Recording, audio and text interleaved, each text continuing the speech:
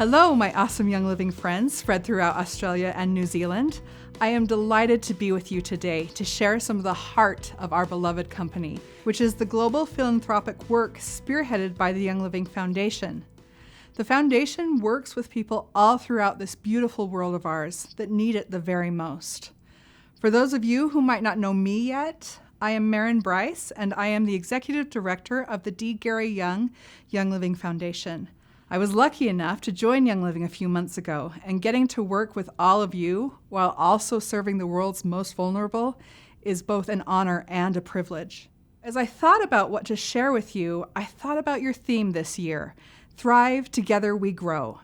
This resonates with me so much because I believe that we aren't here to just live for ourselves, that we are here to reach out and help others so that we can all move forward together. As one of my favorite quotes says, I am in the world to change the world.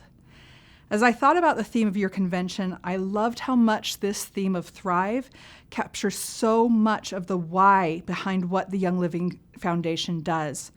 We help others grow and succeed through education, empowerment, protection, and alleviating suffering worldwide. Thrive is a beautiful word. Here at the Young Living Foundation, we envision a world where people are free to thrive. And yet, what is often the ultimate determinant of what makes some of us thrive in this life is not necessarily hard work. It's not necessarily talent. It's not always resilience. What does often determine someone's ability to thrive is quite simply opportunity. This means that we are faced with an uncomfortable conundrum in life. Many of our successes, accomplishments, and triumphs in life aren't necessarily dependent on hard work, talent, and resilience. Instead, our life's outcomes often stem from the advantages and the vulnerabilities assigned to us at birth. If we are born in favorable conditions, it's easier for us to grow and thrive because of the opportunities that are presented to us. If we are born in less favorable circumstances, opportunity may be harder to find. But we know that when access to opportunity is present, children flourish, and families and communities can thrive. As Nicholas Kristof said, let's recognize that success in life is a reflection not only of enterprise and willpower, but also of chance and early upbringing. I've seen hard work, for example, in the story of 8-year-old Mukisa in Uganda. After being abandoned by his mother and his father, and having survived years of abuse, Mukisa worked alongside his grandmother, digging ditches and carrying jerry cans for a mere 50 cents a day, or sometimes just for the chance of getting a simple meal to eat. Because of his bleak living conditions, Mukisa lived with a severe infestation of jigger parasites in his feet and fingers. He had difficulty walking, and even found it hard to sleep at night because of the pain in his hands and feet. But still he worked, along with his grandmother, doing arduous back-splitting labor for very little reward. I saw unfulfilled talent in the eyes of Sharon, a mother in Zambia. Sharon, who is HIV positive, struggled to take care of her son Bupe because she was often sick and because Bupe's father had abandoned both of them shortly after Bupe's birth. Bupe struggled with health issues, and Sharon was constantly worried about having enough money and time to take care of him. And I have seen resilience in Sarit's story. At the tender age of just 14, Sarit survived horrific exploitation and violence, having been trafficked from her village and sold into a brothel in Cambodia's capital. All 3 of these people were given opportunities through the generous support of others. So what does opportunity look like at the Young Living Foundation?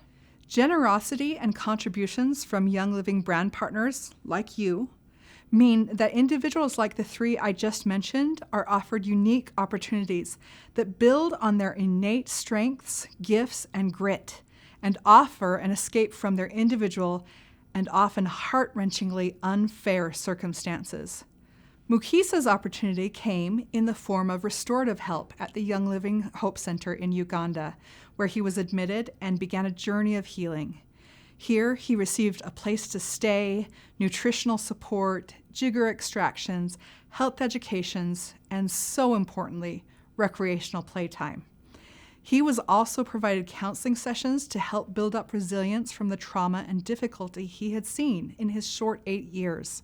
Mukisa's home was cleaned of jiggers, and his grandmother equipped with resources to prevent future jigger infestations. He will also be followed up on to ensure he does not return to his previous abusive conditions. Sharon's opportunity came because she had an absolute knack for 2 things, but had never been able to take advantage of her talents. Sharon's talents are for organizing things and taking care of animals. With the help of a nonprofit working in Zambia, Sharon was able to get some of her coworkers together and start a chicken co-op on the grounds of the orphanage where she worked. The chickens Sharon raised helped feed the orphans at affordable prices, and it also gave Sharon and her co-workers extra money to take care of their families. Sarit's opportunity came in the form of rescue from her traffickers and a long journey into physical, emotional, and mental healing. She was provided a program where she received the skills and support needed to build her future. She received training to assist with independent living, and she was taught skills to help her find work. This resilient young survivor so impressed her employer that they offered her a full-time job. Today, she has completed all the steps of her training, is living independently, and is regularly followed up on to ensure she remains stable, safe, and thriving. I'm so proud to tell you today that the impact spearheaded by the Young Living Foundation continue to grow and touch more and more people across our world. This year, we reached a milestone of 1 million people whose lives have been changed by the work of the foundation. Again, all made possible by people like you. As mentioned in this event's theme, Together We Grow, I hope you realize that as you grow as brand partners, as you grow in your individual business, and as you grow through your ranks, that these successes are directly linked with the growth of our foundation through your generosity and through the generosity of Young Living. And each milestone you reach with Young Living means more opportunities for the Mukisas, Sharons, and Sarits of the world. And for that, from the deepest parts of my heart, I say thank you. We already have a lot to celebrate together. The growth we've seen as a Young Living community over the years means our foundation's programs are also growing. And I'd like to share with you a little bit about our very own Young Living Academy in Ecuador and our growth plans for the next few years.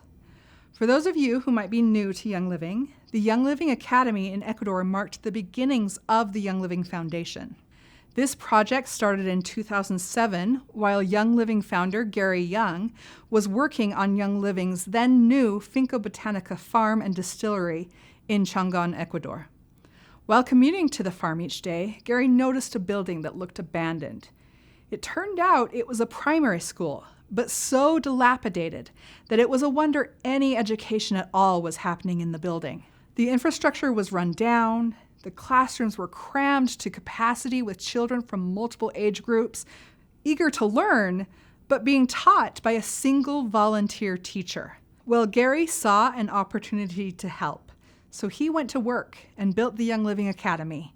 He built the academy with the hope to offer quality education to children and youth in the communities surrounding our Young Living farm in Ecuador.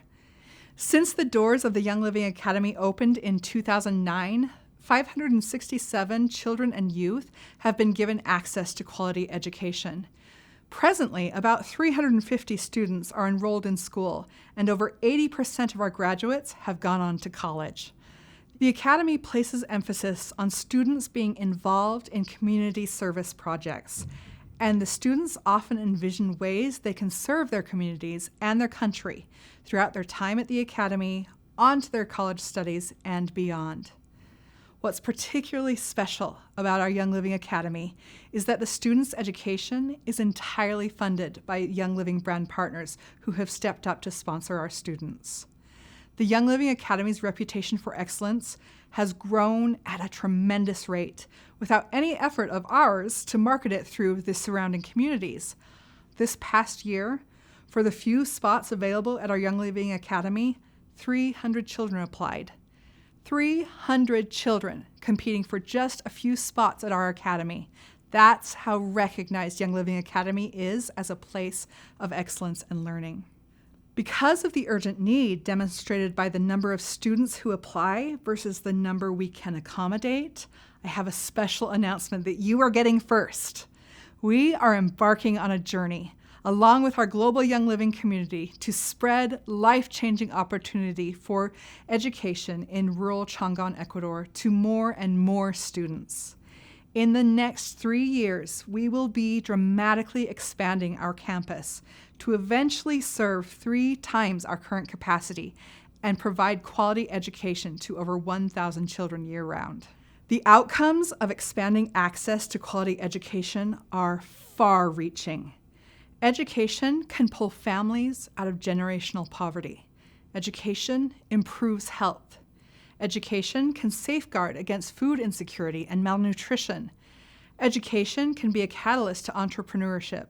Girls' education in particular can lower the number of prenatal deaths, and it can also improve national security.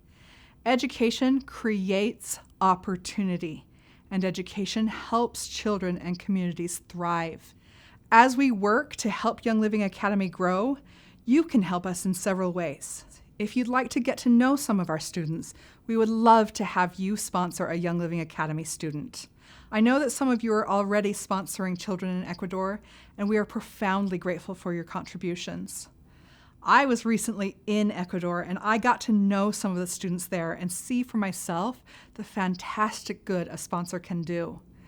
You can sponsor a student by visiting our website at www.younglivingfoundation.org. Another way to help is by donating to the Young Living Academy. And finally, if you prefer a bit of action to just sending money, we would love to have you join us on one of our service trips to Ecuador to help with the construction of the new buildings. And don't worry, we will have things for everyone to do, no experience needed. The foundation is doing great work in education in Ecuador, but we aren't just working in places far removed from you. During autumn of 2019 into March of 2020, Australia experienced one of the worst bushfire seasons in recorded history. Estimates projected over $130 billion in damage and economic losses. At the peak of this tragedy, our Young Living community from around the world came together and raised over $100,000 US. We also donated care packages to the tireless women and men fighting the devastating bushfires raging throughout the country. And of course, as you know, in just the recent months, Australia also faced a wave of deadly and unprecedented flooding. Tens of thousands of families were displaced, making it one of the largest rescue and evacuation efforts ever seen.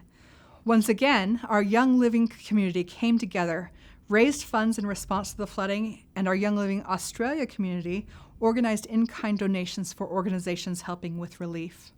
As a foundation, we are so grateful to all of you who contribute your hard-earned money to helping people thrive throughout the world.